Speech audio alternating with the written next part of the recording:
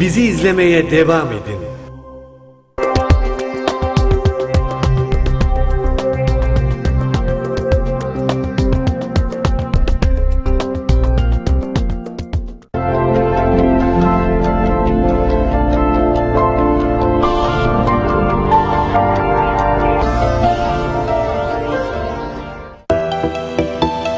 Tanrıkulu Otomotiv, Kıyas Çimen ile Hayat Devam Ediyor programını sunar. Merhabalar Ekin Türk TV izleyicilerimiz. Ana sponsorumuz Tanrıkulu Otomotiv'in katkılarıyla her cuma saat 18'i gösterdiğinde sizler ekran başına, sizler de stüdyomuza hoş geldiniz, şerefler verdiniz. Tabii ki her hafta farklı konuklarla STK başkanlarımız, iş insanlarımız, federasyon başkanlarımız, sanayicilerimiz ve bölge yöre insanlarıyla Kıyas Çimen'le Hayat Devam Ediyor programına bir kez daha hoş geldiniz diyorum sevgili Ekin Türk izleyicilerimiz. Tabii bugünkü onur konuğumuzu size takdim etmeden önce de ücretsiz olarak WhatsApp'tan duygu, düşünce, görüş ve önerilerinizi 0541 483 60 60'tan bize ücretsiz olarak WhatsApp'tan bize mesajlarınızı gönderseniz de ben de burada itinayla okumaya çalışacağım. Bugün Serhat ilimizin gerçekten iki tane genç, dinamik iş insanı var. Öncelikle Genel Müdürümüz Sayın İzzet Kaya. Hoş geldiniz İzzet Bey. Hoş bulduk. Nasılsınız, iyi misiniz? Teşekkür ederim. Siz nasılsınız? Allah İyisiniz? razı olsun. Ben de teşekkür ediyorum. Yine gerçekten Optizm Okulları'nın yönetim kurulu üyesi, iş insanı Serhat Kaya. Hoş geldiniz Serhat Hoş Bey. bulduk Yasir Bey. Teşekkür ederim. Allah razı Nasılsınız? olsun. Çok teşekkür ederim. İyiyim. Siz de İyisiniz. iyisiniz inşallah. Teşekkür Allah razı ediyorum. olsun. Selam olsun Serhat şehri Iğdır'ımıza. Selam olsun bölge yöre insanlarına. Selam olsun Tuzluca'mıza. Selam olsun Aralığımıza. Selam olsun Karakoyun'a. Selam olsun Hoşhaber'e, Halfeli'ye, Alut'a. Gerçekten bugün eski ismi Alut, yeni ismi Yüzbaşılar Köyü'nden. Benim de gerçekten çok değerli iş insanları. Bende de yerleri ayrı olan, kendileri de hem yavaş yavaş da bu Iğdır Federasyonu ve aynı zamanda da Iğdır Derneği Yönetim Kurulu üyeleri kendileri. Ben öncelikle İzzet Kaya'dan başlamak istiyorum. İzzet Bey tekrar hoş geldiniz. Kısaca biraz İzzet Bey'i tanıyabilir miyiz? Ben Iğdırlıyım. Köyümüz Yüzbaşılar, Kıyas Bey söyledi. Bizim köy Çakırtaş Köyü. 20 yıldır İstanbul'dayım ben. Burada elektrik işleri yapıyoruz. Kendi şirketimiz var. Genelde İstanbul'da, ikamet yerim de burası. Büyük işlerle yaptığımız büyük projeler burada halen devam etmekte. Bir de dernek boyutu var. Dernekçilikte de yer aldık. İşte Iğdır İl Derneği başta olmak üzere, sonra Iğdır Dernekler Federasyonu. Bu şekilde devam ediyoruz. Evet. Tabii sizin iş adamı kimliğinizde de kendiniz de şu an elektrik işiyle uğraşıyorsunuz. Tabii ki. Projelerinizi bize anlatır mısınız? Neredesiniz şu an? Hangi projeleriniz Bizim şu anda projelerimiz şu şekilde devam ediyor. Burada büyük firmalarda burada Ok Meydanı'nda devam ediyor. Fikirtepe'de devam ediyor. Evet. Deprem bölgesinde devam ediyor. Ayrıca de bizim kendi satış şeyimiz de var. Satış ürünleri kendimiz elektrik üzerinde satış yaptığımız mağazamız da var. Burada bu şekilde devam ediyoruz. Yani bizim kimlik olarak yaşımız biraz genç ama Allah bize iş şeyi verdi. Yolunuz çok şükür. Açık olsun. Gururumuzsunuz. Sizden gurur duyuyoruz. Teşekkür ediyoruz. Allah çok şükür. Yani çevremizdeki insanlara yararlı, faydalı olmaya çalışıyoruz. Evet İzzet Bey tekrar size söz hakkı vereceğim. Evet Serhat Bey, Optizm Okulları dedik. Optizm okullarından biraz bahsedersek, şimdi Optizm Okulu'nda okuyan gerçekten geleceğimizin teminatı olan çocuklarımız var.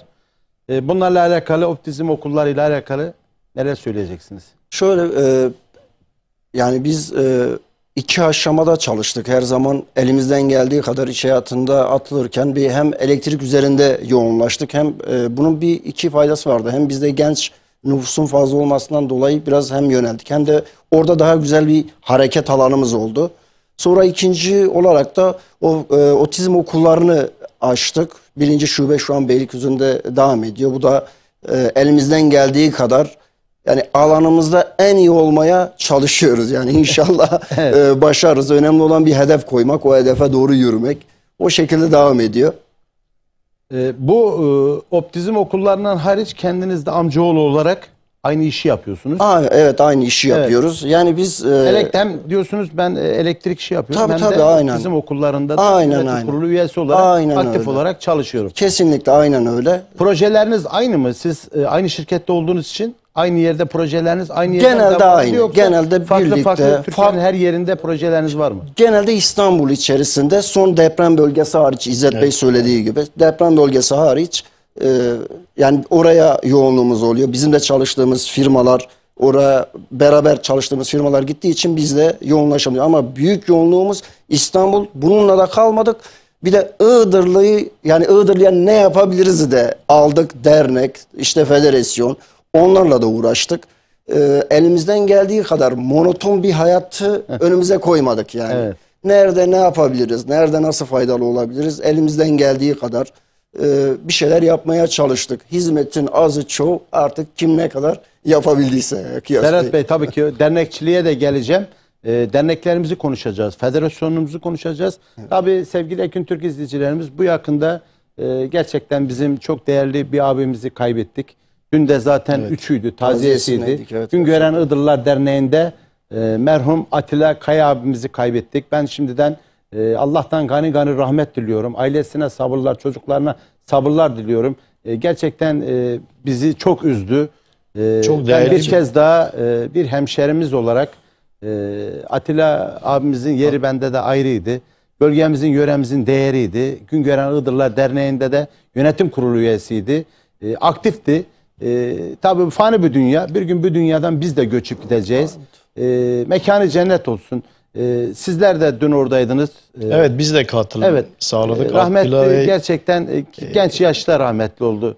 ben burada öncelikle ailesine sabırlar diliyorum. Toplumda gerçekten sevilen bir abimizdi. Evet. Biz insan seviyor. Kendine o değeri biçmişti. Refat'ta hani oldu. Üzücüydü. Biz de tabii ki biz de gidip katılıp dün üçüydü. Tekrardan Allah rahmet eylesin. Mekanı cennet olsun. Amin. Yakınlarına sabırlar diliyoruz. Tabii ki bu yani üzücü olaylar olabiliyor. Hayatta bu şeyler biz de yakın zamanda bizim de öyle acı Allah rahmet eylesin. kayıplarımız Siz de oldu. Genç yaşta cavan bir Evet, biz de acı kayıplarımız da oldu. Ama bir yönden de hayat tabii bir şekilde hayat devam ediyor. mücadele etmek zorunda. Unutamayız tabii ki, her zaman insan içinde yaşıyor ama Evet. takdir ilahi deyip yani düzen, hayatın, dünyanın kuralı bu. Allah hepsinin, tüm ölmüşlerimizin mekanlarını cennet etsin. Evet, Serhat Bey, siz ne söyleyeceksiniz merhum? Yani gerçekten toplumda eksikliği hissedilebilecek bir değerli bir abimizdi. Yani tanıdığımız kadarıyla biz o kadar konuşmaları olsun, topluma hizmeti olsun, Iğdır sevdası olsun, arkadaşlarıyla sohbeti, fikirleri, yapmak istedikleri, gerçekten saygı duyduğumuz bir kişi. Yani eksikliği de bu toplumda fark edilecek, hissedilecek bir abimiz de. Allah mekanını cennet etsin. Allah'tan ailesine başsağlığı diliyorum, sabırlar diliyorum gerçekten. Yani acıyı bazen tarif etmek zor oluyor. Değerli insanları gerçekten kaybettiğin zaman yani insan bir boşluğa düşüyor ama bu da hayatın bir kuralı. Kendisinden Allah rahmet etsin. Tekrardan mekanı cennet olsun inşallah. Acı bir kaybımız, gerçekten eksikliği de her zaman hissedilecek bir abimizdir kendisi. Evet. Sevgili Ekin Türk izleyicilerim, tabii acının tarifi olmaz. Burada da çok değerli bir hemşehrimizi, abimizi kısa bir 3-4 gün önce kaybettik. Onun da burada acısını Ekin Türk TV aracılığıyla ailesine de başsağlığı diliyoruz. Evet sevgili Ekin Türk izleyicilerimiz, tabii Kıyas Çimen'le Hayat Devam Ediyor programında yöre insanları, bölge insanları, iş insanları dedik. 2 tane pırıl pırıl iş insanı, bunlar amcaoğlu. Tabii İstanbul gibi metropol bir şehirde memleketinden gelmiş, kendisini yetiştirmiş. Gerçekten dünyanın da zor işi olan elektrik işiyle uğraşıyorlar. Elektrik işi gerçekten zor bir iş. Bundan dolayı ben sizi gerçekten tebrik ediyorum. Teşekkür ederim. Başarılar diliyorum. Şimdi ederiz. İzzet Bey, biz tabii programın öncesinde de sizinle hasbihal ettiğimizde bu sema hastalarıyla alakalı programımızda sema hastalarımız var. Tabii onların da desteğe ihtiyacı var. Onlara da yardımcı olmamız lazım. Siz bu konuda çeşitli programlara katıldınız. Bu sema hastalarıyla alakalı Bir kez daha Ekin Türk TV aracılığıyla neler söylemek istersiniz? SMA hastası bebekler gerçekten aileleri olarak yani özel, yani çok özel. Çünkü gerçekten yardıma muhtaçlar. Hiçbir katkı ve çok ciddi bir meblağda bir para lazım. Yani öyle küçük meblağlar değil. Bunu da kısıtlı, hani bütçe olarak hastaneler ve hatta şey olarak destek şey yok. Bunu canlı yayınlara biz katılarak çok canlı yayınlar yaptık. Mesela Rüzgar Bebek vardı. Rüzgar Bebek'in canlı yayınına katılıp o gitti tedavi görüp tedavisinden tam şey olamadı. Gelip kaybettik. Iğdır'da bizim belki bebeğimiz vardı, Murat Bebek. Evet. Murat kazandı, iyileşti.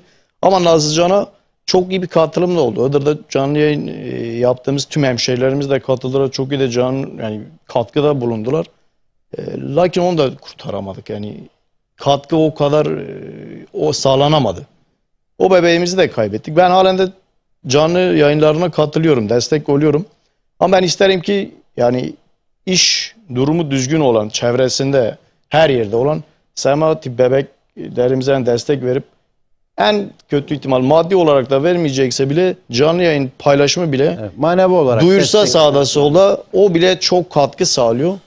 Ve gerçekten çok önemli. Ben ailelerle birebir tanıştım. Beni ziyarete geldiler. Ofisime geldiler.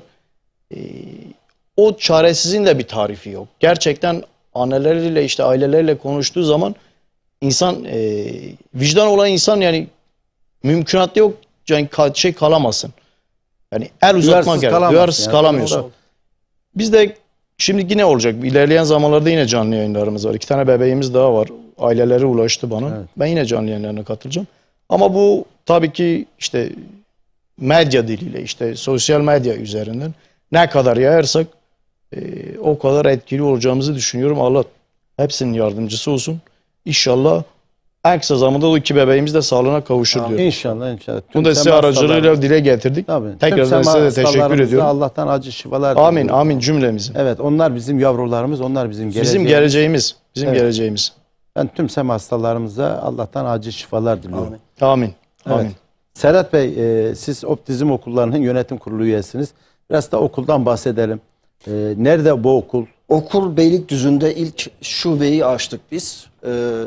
Orada şu an faaliyet gösteriyoruz. Yani bizim kat etmek istediğimiz yolun şükür bayağı ilerisindeyiz yani. Biz bunu şubeleştirmeye çevireceğiz. İlk şube değil mi? Evet, şu an ilk şube. Yakın zamanda inşallah bunu şubeleştirmeye çalışacağız ve hani bir de bir şeye renk katmak gerekiyor. Yani belli kurumlar vardı. Mesela bir şeyler yapıyorlar ama biz şu an renk katıyoruz. Evet. Daha bölümlerini açıyoruz. Mesela yanında farklı farklı etkinlikler yaparak bu şekilde ilerliyoruz. Bakalım, her şeyin hayırlısı Allah'tan. İnşallah istediğimiz yere de varacağımıza Başarılı inanıyorum. olacak. Evet, Yani İnşallah gerçekten başarılı olursunuz. Biz de bir hemşerin olarak, bir medyacı olarak Teşekkür üstümüze ne düşüyorsa her zaman yanınızdayım, destekçinizim. Tabii sizler bende yeriniz ayrı. Her zaman ederim, size çok teşekkür ben ederiz. değer vermişimdir. Allah razı olsun. Çünkü Sizin değerimize değeriniz. değer verelim, çünkü değerlerimizi koruyalım. Şimdi her ne olursa olsun bizler memleket için, yöremiz için, bölgemiz için hepimiz elimizi taşın altına koymuşuz. Küçük bir iliz. 2 tane vekil olan, 3 devlete sınırlı olan bir iliz. Maalesef tanıtımımız olmuyor.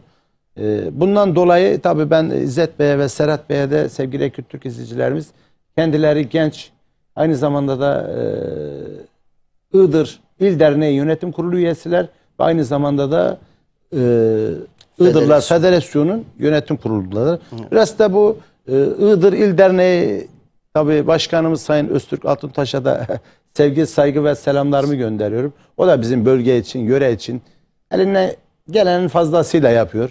Bende de yeri ayrıdır. Ben Öztürk Başkan'a sevgi, saygı, selamlarımı gönderirim. Kendisi zaten şehir dışında. Başarılar diliyorum. Tabii biz dernekçilikte yeniyiz. Ama yavaş yavaş biz kendimizi ifade etmeye başladık. İnşallah daha iyi yerlere geleceğiz. Federasyonlarımız kuruldu. İnşallah konfederasyonu kuracağız. Iğdır hak ettiği yere gelecek. İzzet Bey, neler söyleyeceksiniz? Öncelikle biz Iğdır İl Derneği'nden biraz bahsedelim. biz Daha Iğdır- sonra da federasyona geçelim. Biz Iğdır İl Derneği'nde daha doğrusu dernekle tanışmamız Iğdır Derneği ile oldu. Iğdır Derneği'nde Öztürk Altuntaş gerçekten dernekçiliği hakkıyla yapan bir başkan. Ben bazen yani kendi aramızda konuştuğumuz zaman yani dedim senin kadar ben aktif olmam mümkünatı yok. Çünkü hep bir şeylerle uğraşıyor. Sürekli resimler paylaşıyor. O kadar resim o kadar paylaşıyor ki çok aktif. Ama bir diğer yandan biz federasyon kurduk. Federasyonda da ben başkan yardımcısıyım. Orada da federasyon başkan yardımcısıyım. Az önce tanıtım günleri dediniz. Tanıtım günlerini bizim en büyük sorunumuz Iğdırlılar olarak biz bir olamıyoruz. Bizim aslında en büyük eksikliğimiz bu. Biz hiçbir yerde yani birleştirici o şeyimiz olmuyor. Yani aslında biz takdir etmesini bilmiyoruz. Bugün başarılısındır seni takdir etme yerine adam en ufak bir şeyini seni eleştiriyor. Seni aşağı nasıl Bir de şu çekiyor? var, eleştirinin çoğu da eğer eleştiriliyorsan sen demek ki başarılısın. Eleştirinin boyutu olursa Boyutu dediğiniz şöyle doğru. bir şey. Boyutu Tabii, yok. her insana kendini sevdiremezsin. Evet, Seven de evet. olacak, sevmeyen de olacak. Sevene saygı duyacaksın, sevmeyene de yapacak Şimdi bir şey böyle yok. bir şey var. Eğer bugün bu işi layığıyla yapıyorsanız ben sizi şahsi olarak sevmeyebilirim. Ama benim sizi takdir etmem lazım. Bu ayrı bir konu. Çünkü yani düşmanın da olsa işini hakkıyla yapıyorsa takdir etmesini bilmen lazım. Ama bizde ne yazık ki biraz birleştirici konuda yani o konuda eksiyiz. Biz hep başka lobilere örnek gösteriyoruz. İşte şu lobi böyle başarılı, bu lobi böyle başarılı.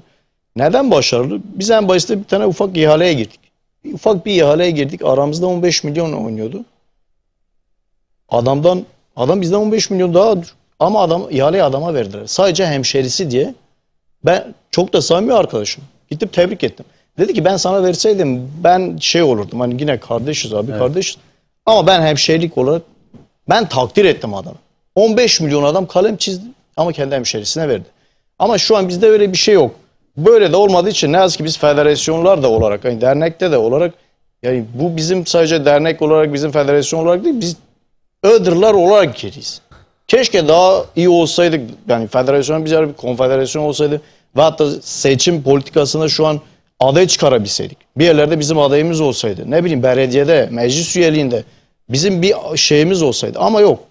Çünkü kendi kendimiz ciddi bir oluşum olmadığı zaman biz bazı insanlardan bazı oluşumlar isteyemezsin. İnsanların sende o ciddiyeti görmesi lazım. Ama biz de onu başaramıyoruz bir tür dernekçilik olarak. İnşallah bu süreç yani geçmiş süreçten bu yana inşallah daha organize oluruz. Daha iyi yerlere geliriz. Çünkü bir sürü gerçekten siyasette olabilecek çok iyi Kapasitesi Kapasitesi yüksek yüksek olan, olan kendini nüfus olarak da yetiştirmiş. öyle ya. gençlerimiz ve hatta bürokratlarımız var. Ama biz ne yazık ki bu konuda bir türlü yapamıyoruz yani. O da en büyük eksiklik benim yani analizim bir olamıyoruz. Bizim tek eksikliğimiz bu. Çok çekememezlik var. Yani takdir etmesini bilmiyoruz. İşin kısacası bu. İnşallah bu da tez zamanda toparlarız yani el ele verir. Ben her gittiğim toplantıda her yerde söylüyorum. Hemşehrimiz olur ya Iğdırlı olsun ya. Iğdırlı olsun. Neden başka birisi olsun ki? Benim kendi hemşerim olsun ya. Evet. Yarın bir yere gittiğim zaman buraya çok rahatlıkla ben çıkıp gelebileyim yani. Kendi hemşerim olsun. Yani bu ayrımcılık ve hatta şey değil. Ben başka bir ucu kendi hemşerim olsun yani. İnşallah bu yerel seçimlerde 2024'te Iğdırlıların da meclis üyeliğinde, il meclis üyeliğinde, belediye başkan adaylıklarında kendilerini aday da olsa kendilerini ifade etmek amacıyla bence şimdiden hiç geç kalmasınlar, başvurularını yapsınlar. Çünkü bizim Iğdır'da gerçekten kendini ispat etmiş, kendini yetiştirmiş değerlerimiz var. Var. Biz de değerlerimize hem dernekler olarak hem federasyon olarak sahip çıkmak zorundayız. Çünkü değerlerimizi biz nerelerde tanıdık? Derneklerde tanıdık, tanıtım günlerinde tanıdık, federasyonda tanıdık. İnşallah başarılı olurlar. İnşallah burada yani federasyon başkanlarımız Sayın Kemal Ulaş da işte önce Sadi Akma vardı, Nihat Taşdemir vardı. Nihat Başkan, Kemal Ulaş değerli başkanlara da burada selamlarımı gönderiyorum. Konfederasyon kurulabilir. Bak konfederasyon Geç kalındı bile. Geç Çünkü üç tane kalındı. şu an federasyonumuz var. Tabii kurulabilir. Evet. 3 tane federasyonla zaten kuruluyor şu an konfederasyon. Kurulması da gerekiyor. Yani biz başka bir tanıtım günlerinden başka hani bazılarına şey Sözünü baldan keseceğim İzzet Bey. Ben dün Bilkon Kadimşehir Bitlis Evet. tanıtım günlerindeydim. Geçen hafta da bizim Bilkon Federasyon Başkanı Selim Korkmaz bizim onur konuğumuz oldu. Kendisine de başarılar diliyorum. Beni davet etti. Dün resmi açılış vardı. Gerçekten yani biraz da duygulandım, biraz da gözlerim doldu orada. Niye biz bunlar kadar yokuz? Yani hesap et. Bitlis'in hemen hemen tüm ilçe kaymakamları, Bitlis'in değerleri, Bitlis milletvekili, Bitlis valisi ve Bitlis Emniyet Müdürü ve Bahçelievler Belediye Başkanı, o da Evet. Bitlis'ti. Tabii oradalar. Biz de mücadele ediyoruz. Biz de memleketimizi, yöremizi, kültürümüzü tanıtmak istiyoruz. Yani bir beklentimiz de yok, bir çıkarımız da yok. Memleket sevdalısıyız. Gönlümüzü, yüreğimizi memleketimize adamışız. Burada hani az önce ifade ettiğiniz kıskançlık, bence burada kıskançlık değil de birbirimize destek verelim. Bu Destek. işler destekten olur. Takdir etmesini Takdir bilmiyoruz. etmek lazım. Takdir etmek. Buyur Serhat Evet, Bey. böyle bir şey var aslında. Yani dernekler artık metropol, yani küçük bir nüfus değil. Dünyanın 200 tane, yani 220 tane, yanlış değilsem, bayraklı ülkesi var. 100 tanesinden büyük bir İstanbul var. 100 devletten büyük bir İstanbul var. Nüfus olarak. Yani burada da dernekler bir ihtiyaçtan da oluyor. Bir cenaze oluyor, bir şey oluyor. Evet. Yani bu bir ihtiyaç bir yandan. Yani halk bir arada toplamak, sorunları kolay çözebilmek için. Şimdi bu dernekleri dediğim gibi herkes, yani kimseye diyemezsin ya sen şu kadar yaptın. Yani bir taş bile Evet. taş üstüne koymuşsa Iğdır için, Iğdır halkı için, metropolde yaşayan halkımız için gerçekten o değerlidir bizim için. Yani herkes bunu takdir etmeli. Eline ne gelebildiyse, birisi fazla yapar, birisi az yapar. Gerçekten şimdi federasyon kuruldu, çalışmıyor diyemeyiz. Ama Gücünün yettiği kadarıyla. gücünün yettiği Dün başkanlar kadar duyarlılık- birlikteydik. Tabii. Federasyon başkanımız Kemal Ulaş Bey Kemal mesela Ulaş'a da- elinden geldiği Evet. kadar, Allah razı Selamlar olsun. olsun. Nihat Bey selamlar olsun. Buradan kendine Hadi Bey'e selamlar olsun. Biraz daha duyarlılık. Yani hani ya ben yaptım o da yapsın değil. Sen yapabildiğin kadar yap. Gidebildiğin kadar git. Sonra diyorlar. Halen biz başka, yani gölgede kalıyoruz. Şimdi tanıtım günleri oluyor Kıyas Bey. Gerçekten küçük olsun ama öz olsun. Özümüzün olsun. Yani bunları kendimiz küçük çabalarımızla yapabiliriz. Iğdır'ın nüfusu da yani metropolde az bir nüfus değil. Gerçekten az bir nüfus değil. hemen hemen Türkiye'nin çeşitli illerinde mesela nerede yoğunuz? Esenyurt, Bağcılar, Halkalı. Halkalı. Yani yoğun olduğumuz bölgeler var. Bir de ayrıyeten bunun Bursa var, İzmir Bursa'da var, da Manisa yapıyorum, var. Manisa var. Kesinlikle. Diğer illerde de var. Metropol bir şehre kimi bir istihdam sağlamak için göç etmiş, kimi zor şartlardan gelip büyük şehirlerde kendine bir iş nedeniyle, çünkü bizim Serhat şehri Iğdır'ımızda Kısıtlı, maalesef evet. istihdam Maalesef. olmadığından dolayı çoğu insanlar metropol şehirlere gelip burada hayat mücadelesi veriyorlar. Ama gerçekten ilimiz 3 devlete sınırız. Güneşin ilk doğduğu toprağız. Sarı altını kayısısıyla, al elmasıyla, meşhur bozbaşıyla, tabii o Evet. tadına doyulmaz taş köftesiyle Iğdır gerçekten yaşanır. Biz Iğdır'daydık.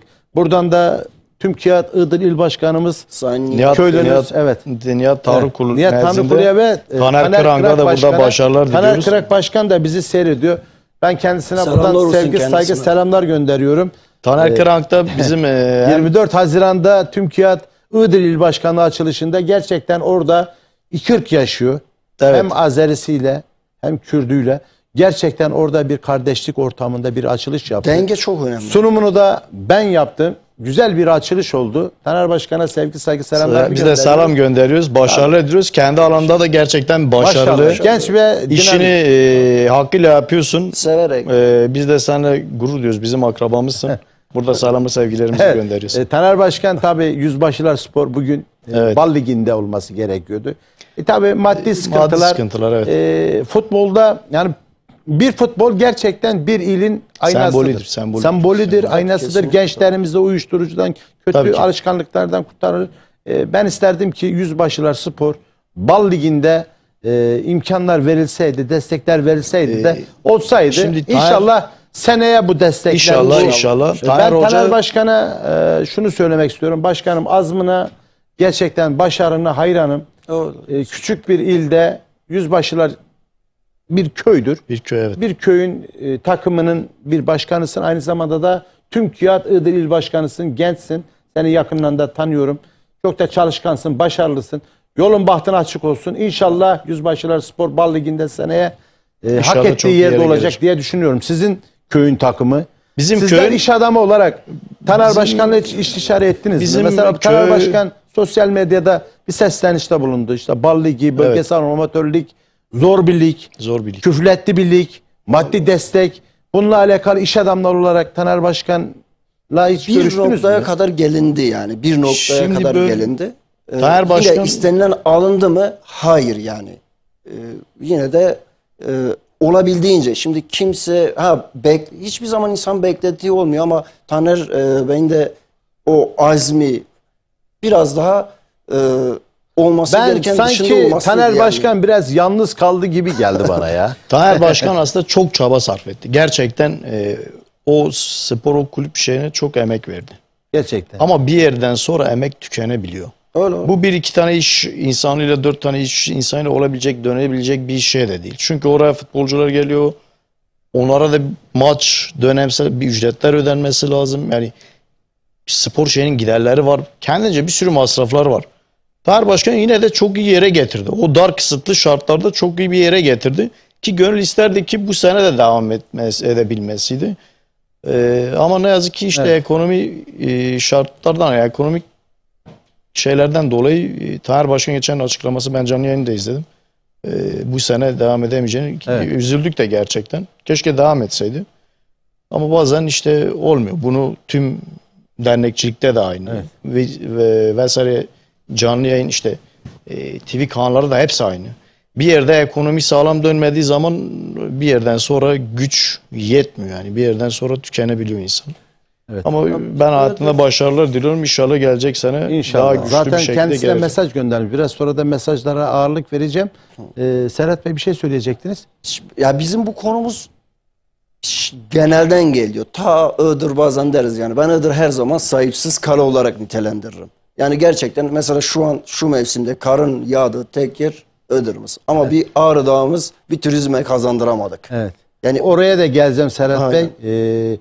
Bir kısa mesajlar Tabii, geldi. tabii. Mesajlar Tabii. çoğalmadan birkaç mesaj Aynen. okuduktan sonra Iğdır'ımızın tabii ki bu hani az önce siz de ifade ettiniz ya, hani bu turizmiyle alakalı turizmi, ticareti, ekonomisi yani gerçekten ne kadar istediğimiz yerde. İnşallah oraya da değineceğiz. Sevgili Ekin Türk izleyicilerimiz, bize ücretsiz olarak WhatsApp'tan 0541 483 60 60'tan ücretsiz mesaj gönderirseniz de ben de burada itinayla okumaya çalışacağım. Tabii bizi sosyal medya üzerinden Facebook'tan Ekin Türk TV sayfasından da takip edebilirsiniz ve aynı zamanda da YouTube kanalında da şu an canlı verilmekteyiz. Ekin TV YouTube kanalından da canlı bizi seyredebilirsiniz. Sezgin Bozkurt selam olsun. Hayırlı yayınlar abim demiş. Teşekkür ediyoruz Sezgin Bozkurt'a. O da bizim gerçekten Serhatşehir Iğdır'ımızın genç, çalışkan, başarılı bir genci. Yolu bahtı açık olsun. İnşallah onu da iyi yerlerde görürüz. Bu arada tabii Osman Öztürk hayırlı olsun yayınız demiş. Teşekkür ediyoruz. Aybek Aytaç, İzzet Bey selamlar, iyi yayınlar demiş. Yasin Teşekkür Çetinkaya iyi yayınlar diliyorum. Mehmet Kaya iyi yayınlar diliyorum demiş. olun. Ejder Gökçe iyi yayınlar Kıyas Bey.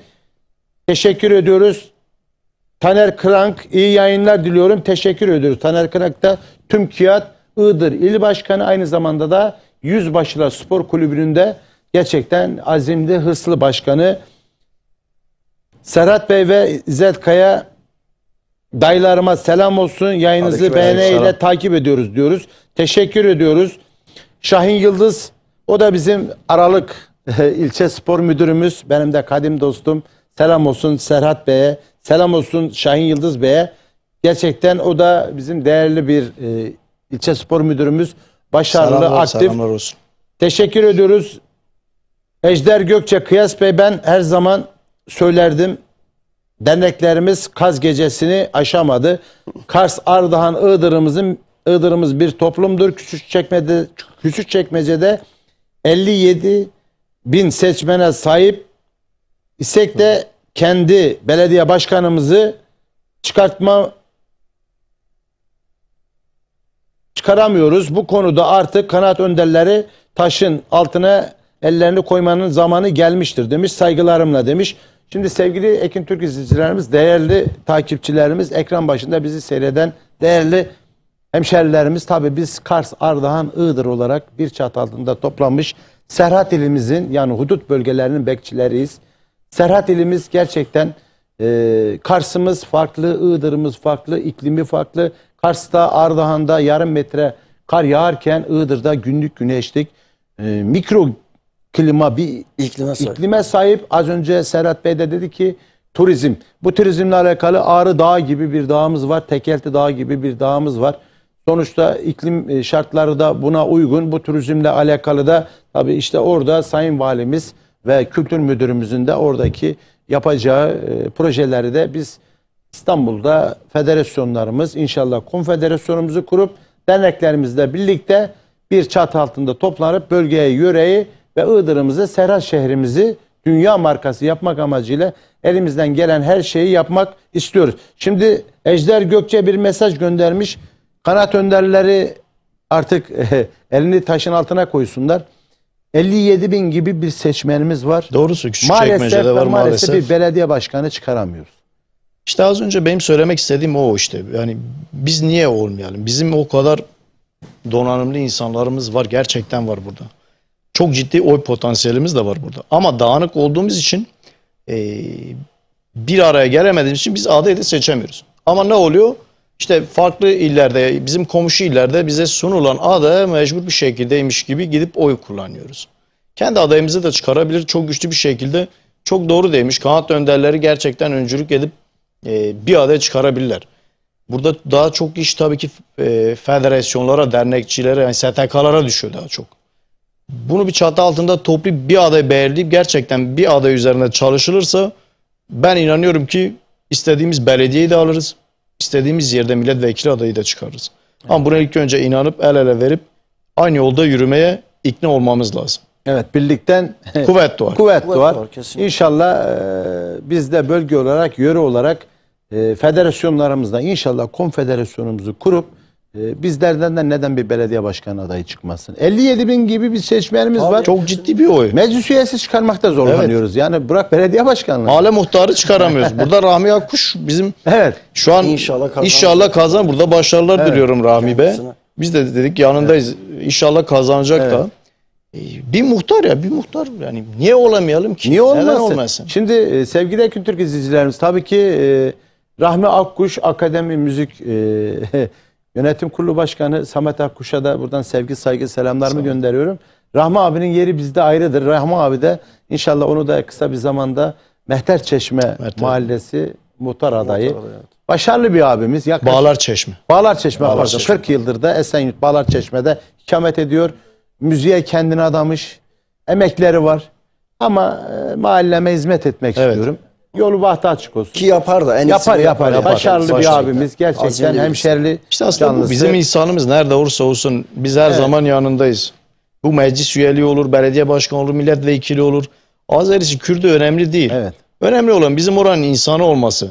Ya hemşerimizin bir yola çıkmışsa biz de ona hemşeri olarak desteğimiz neyse, maddi ve manevi. Tabii ki. Neyse yanında olma. Hani karınca misali. Aynen. Karınca su taşıyormuş, demiş ya bu suyla sen gidip yangını mı söndüreceksin? Ya demiş ben safımı belirliyorum. Yani şimdi o meseleyle ben adayları söylüyor. Buradaki bizim hemşerilerimiz görünce ya biz bu kadar azız mı?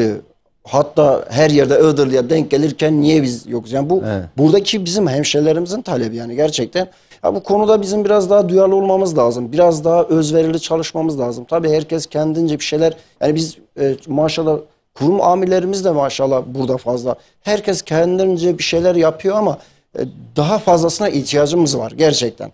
Yani bunu biraz daha ileriye doğru kim ne yapabiliyorsa, bir yerde toplanabiliyorsa, federasyonlar yalnız bırakılmamalı, dernekler yalnız bırakılmamalı.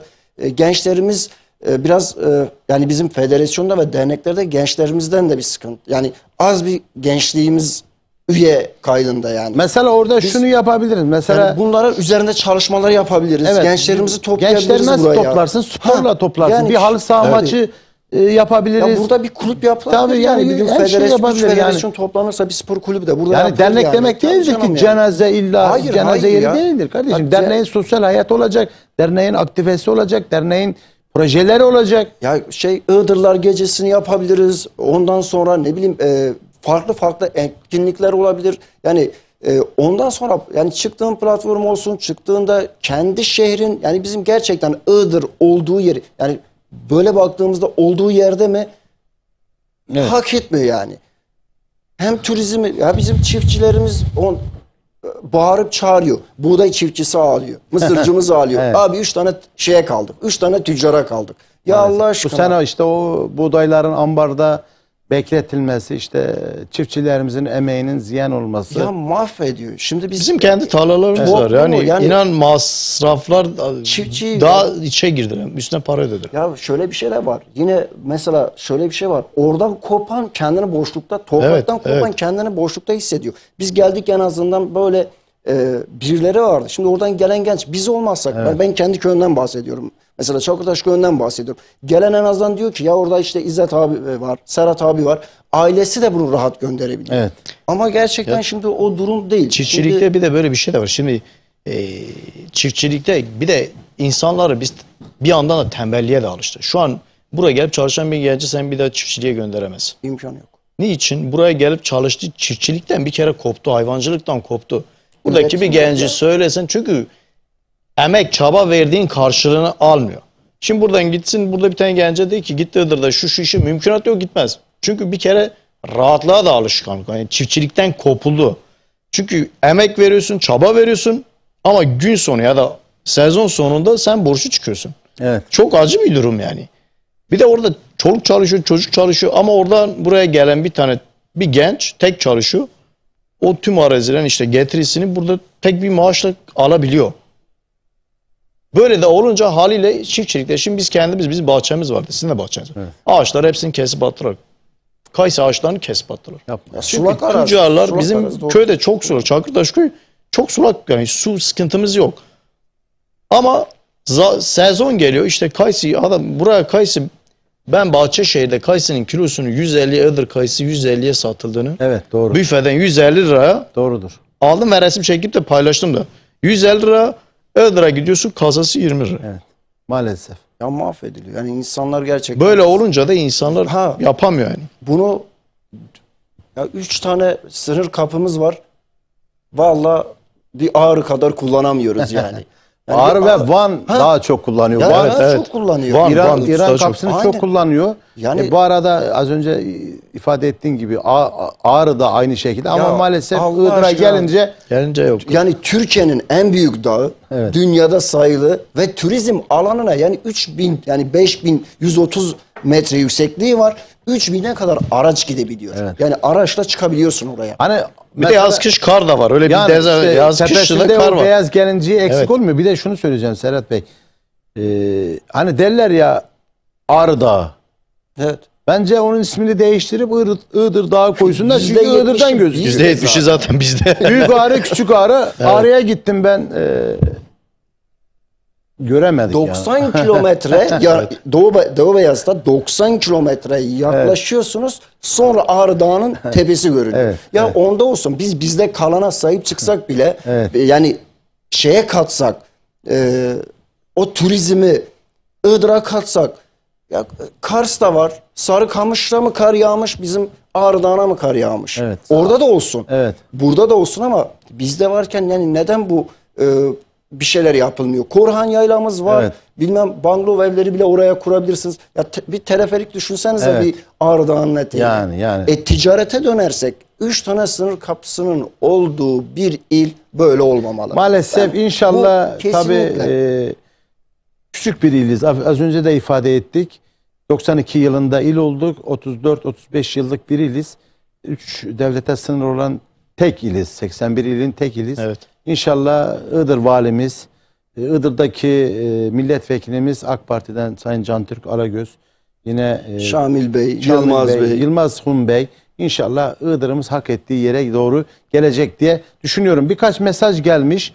Ondan sonra da tabii siz az önce turizmle alakalı birkaç konuya değindiniz. Ona değineceğim. Sevgili Ekin Türk izleyicilerim, tabii programımızın da yavaş yavaş sonuna doğru geliyoruz. Mesajlar gelmiş. Mesaj gönderenlere canı gönülden teşekkür ediyoruz. Sosyal medyadan, Facebook'tan ve YouTube'dan canlı olarak Kıyas Çimen'le Hayat Devam Ediyor programı Ekin Türk TV aracılığıyla canlı veriliyor ve aynı zamanda da ücretsiz olarak mesaj bize gönderen izleyicilerimiz var. Onların da mesajını okuduktan sonra değerli konuklarıma son söz hakkını verdikten sonra programımızı da noktalayacağız. İyi yayınlar Kıyas Bey, konuklarınıza da başarılar diliyorum. Serhat Bey'e ve İzzet Bey'e sorun şu: Iğdır için ne yapmak istiyorlar demişler.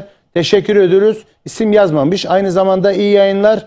Iğdırlı hemşerilerimizi birleştirmek ve bir araya getirmek adına yapacakları herhangi bir projeler var mı demişler. Ona da değineceğim ve aynı zamanda Metin Kaya, iyi yayınlar dilerim. İkinize de abiler iyi yayınlar demişler. Selçuk Kaya, maşallah, Allah yolunuzu açık etsin inşallah. Amcaoğullar maşallah demiş. Selçuk Kaya, teşekkür ediyoruz. Yunus Öztürk, Serhat Bey'e selamlar demiş. Teşekkür ediyoruz. İyi yayınlar Serhat Kaya. Selamlar. Metin Kaya, İzzet Kaya'ya, Serhat Kaya'ya başarılar dilerim. İyi yayınlar diliyorum. İkinize de maşallah İzzet ve Serhat Kaya demiş. Selçuk Kaya, Yunus Öztürk, iyi yayınlar Serhat Kaya. Selamlar demiş. Mesaj gönderen, duygu düşüncesini bizden paylaşan Ekin Türk izleyicilerimize canı gönülden teşekkür ediyoruz. Tabi az önce de ifade ettim. Programımızın da yavaş yavaş sonuna geldik. Ben programımı noktalamadan önce iki tane pırıl pırıl hemşerim, ikisi de iş insanı. Gerçekten çok kaliteli, çok değerli. Bende de yerleri ayrı. Ben kendilerini programıma davet ettiğimde sağ olsunlar hem benim yanımda olduklarını hem bölgeye, yöreye güzel işler yaptığımızı ifade ettiler. Ben de böyle değerli kardeşlerimi ağırlamaktan onur ve şeref duydum. Her zaman kapım açıktır. Ben de onların her zaman yanındayım. Bizim bir atasözü vardır. Az önce de ifade ettik. Karınca misali safımızı belirleyelim. Bizim kimseden de bir beklentimiz yok. Her şey Iğdır ve Iğdırlar için diyoruz. Evet. Bölge için, yöre için. Tabii bölgemiz, yöremiz küçük bir il olduğumuz için maalesef tam yeterli olarak bir tanıtımımız yok. İnşallah konfederasyonumuzu kurduktan sonra inşallah tanıtım günlerimizi sadece Iğdır tanıtım günleri. Sadece Iğdır tanıtım günleri de inşallah sizlerle birlikte verdiğiniz o güçten, kuvvetten inşallah Maltepe'de, Yenikapı'da, herhangi bir yerde inşallah biz bunu tek yapmak istiyoruz artık. Tek. Kesinlikle. Tek yapmak istiyoruz. Çünkü farklı bir projeler oluyor. Iğdır hep 3. son sınıfa atılıyor. Biz son sınıfa atılacak il değiliz. Hem kendi sanatçılarımızla hem kendi yöremizin yetiştirmiş olduğu değerlerle biz Iğdır için varız. Başka da bir beklentimiz de yok. Çıkarımız da yok. Son olarak İzzet Bey, veda edeceğiz. Duygu, düşünce, selamlarım varsa alalım. Daha sonra da Serhat Bey'e söz hakkı vereceğim. Ben öncelikle tüm mesaj gönderen tüm hemşerilerimize selam ve sevgilerimi gönderiyorum.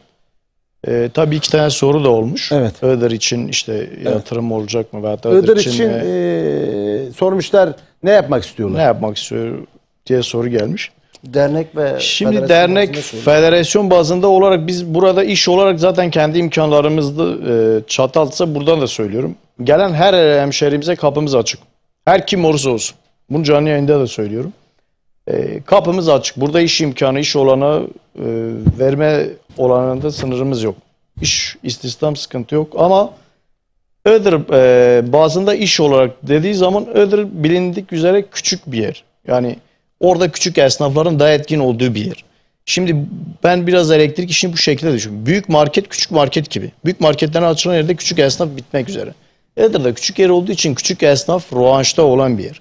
Bizim burada ekip sayılarımız çok olduğu için biz Iğdır'da o şekilde yani elektrik işimiz inşaat da olsaydı belki Iğdır'da farklı inşaat yapabilirdik. Çünkü inşaat kapsayıcı bir iş. Ama elektrik tek kalan bir iş olduğu için Iğdır'da yürütebileceğimiz bir şey değil. Büyük firma, inşaat firması olsaydık yapabilirdik. Iğdır'da inşaat yapardık. Tüm hemşehrilerimiz orada da faydalanır, yararlanabilirdi. Ama sonuçta burada olarak, da metropol şehirde de bir istihdamdır yani. Burada ama biz elektrik olarak elektrik bölümümüz işimiz elektrik işi. Biz burada bir sürü hemşehrilerimiz yanımıza gelip gidip bir sürü hemşehrilerimiz çalışmış. Şu anda da gelebilirler. Kapımız hepsine açıktır. İş konusunda yani diyebileceğim bunlar. Genel olarak da dersek Iğdır için ben hep bunu söylüyorum. Birleştirici olalım. Birleştirici olalım ki bazı yerlerde etkin olabilelim. Toplumda gerçekten söz hakkı olsun.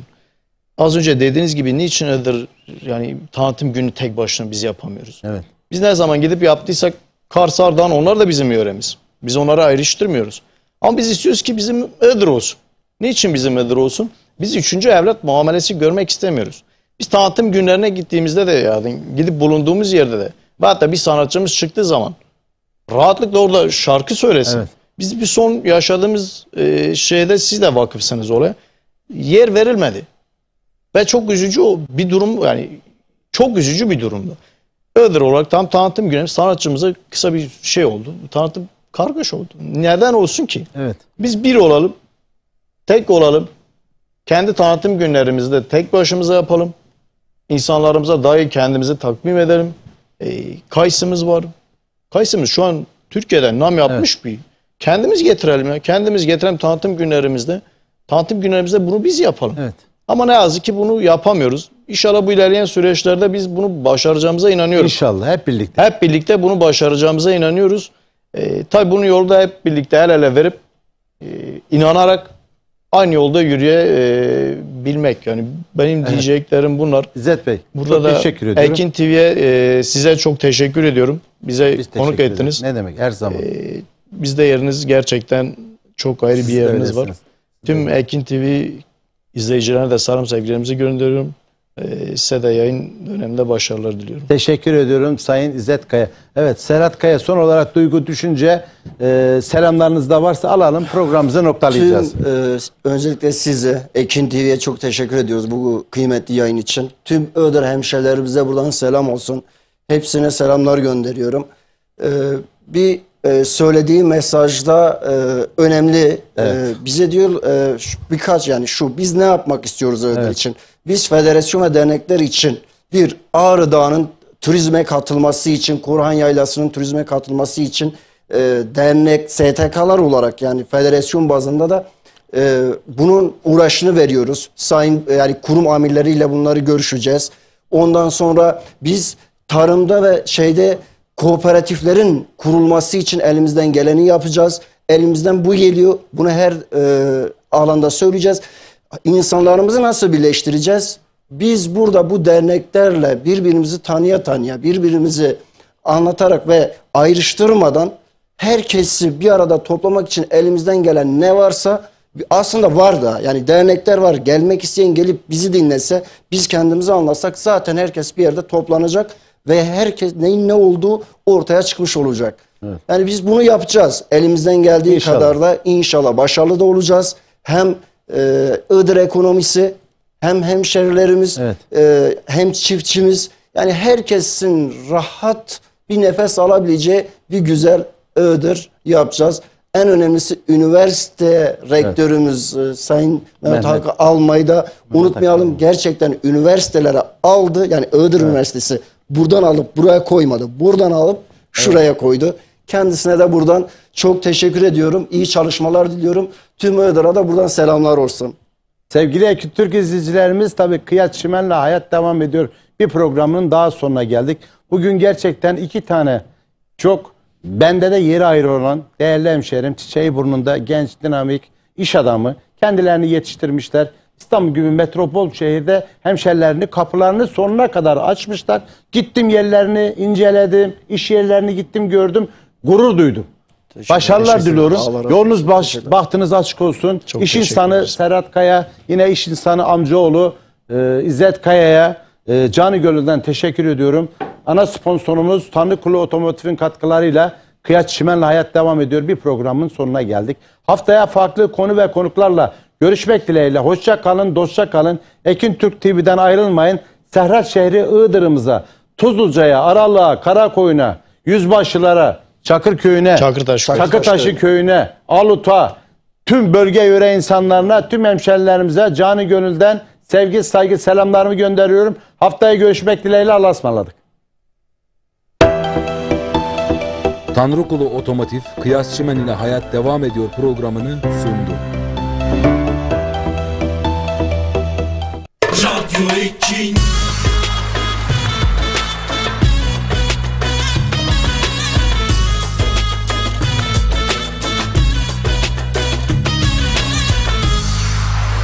Radyo Ekin.